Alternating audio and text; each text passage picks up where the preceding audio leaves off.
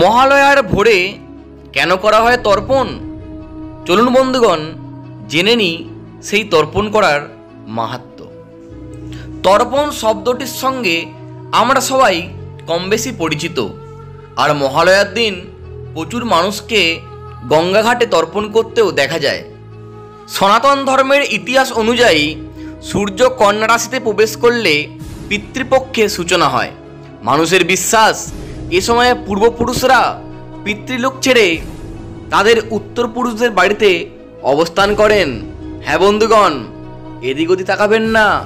হয়তো আপনার ঠাকুরদা, তার বাবা, আপনার যে পিতৃপুরুষ পূর্বপুরুষ আছে, হয়তো আপনার আশেপাশেই রয়েছে।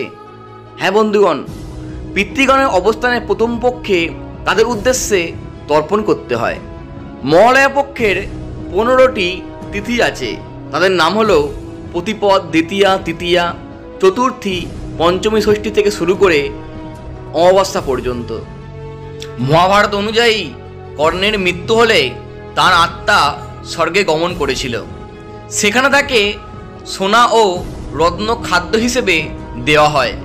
কর্ণ ইন্দ্রকে কারণ জিজ্ঞাসা করলে ইন্দ্র বলেন, তুমি সারা জীবন তো সোনাই দান করেছো, পিতৃগণের উদ্দেশ্যে কোনো খাদ্যই প্রদান করনি, তাই স্বর্গেও তোমাকে সোনা খেতে দেওয়া হচ্ছে।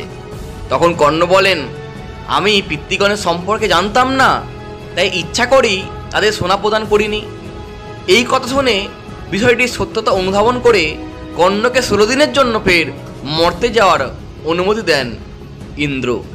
তারপরই কর্ণ সেখানে গিয়ে পিতৃলোকের উদ্দেশ্যে অন্ন ও জল প্রদান করেন। এই 16 দিনকেই পিতৃপক্ষ বলা হয়। অনেকে আবার মনে করেন ইন্দ্র না, যম কর্ণকে মর্তে যাওয়ার অনুমতি দিয়েছিলেন। এইখানে একটি প্রশ্ন রয়েই গেছে, যাদের পিতামাতা মারা গেছেন তারাই কি শুধু তর্পণ করতে পারবেন, আর কেউ কি পারবেন না? চলুন বন্ধুগণ, জেনে নিই এর উত্তর সম্পর্কে।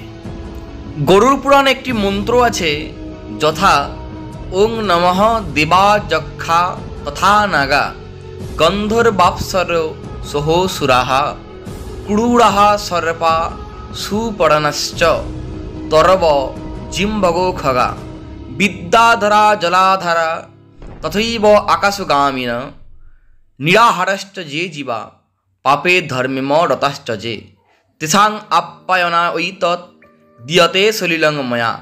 অর্থাৎ দেব, যক্ষ, নাগ, গন্ধর্ব, অপ্সরা, অসুর, সর্প, যত জন্তু, বৃক্ষ, পক্ষী পাপে ও ধর্মকার্যে যারা রয়েছে কিংবা না রয়েছে, তাদের তৃপ্তির জন্য এই জল প্রদান করা হয়।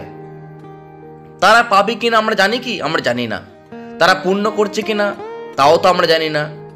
কিন্তু আমরা সবার শান্তির জন্য এই জল প্রদান করে থাকি। আমরা হয়তো আগে কোনো জন্মে কুকুর ছিলাম, কিংবা ছিলাম কোনো গরু, কিংবা ছিলাম কোনো পক্ষী, আমরা জানি না আমরা কি ছিলাম।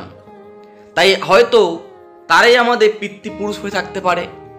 তাই সবার জন্য, জীব জন্তু, কুকুর, ছাগল, বিড়াল, গাছপালা, সবার শান্তির জন্য, আমাদের পিতৃপুরুষের শান্তির জন্য আমরা জল অর্পণ করতে পারি। প্রশ্ন থাকতেই পারে, এই জল অর্পণ করলে কি লাভ হবে? অবশ্যই বন্ধুগণ, পিতৃপুরুষ আমাদেরকে আশীর্বাদ করবেন এবং তাঁরা পরজন্মে যে রূপ প্রাপ্ত হয়েছে, হতে পারে মানুষ, হতে পারে কুকুর, গরু, ছাগল, হতে পারে রাজা মহারাজা, এই জল অর্পণের মাধ্যমে এবং মন্ত্রের দ্বারা তাদের কাছে যা প্রয়োজনীয় সেই জিনিস পৌঁছে যাবে। তাই বন্ধুগণ, মহালয়ার দিন অবশ্যই নদীর ঘাটে এসে তর্পণ করা আবশ্যিক। আপনারা যত শীঘ্রই পারবেন চলে আসবেন নদীর ঘাটে তর্পণ করার জন্যে।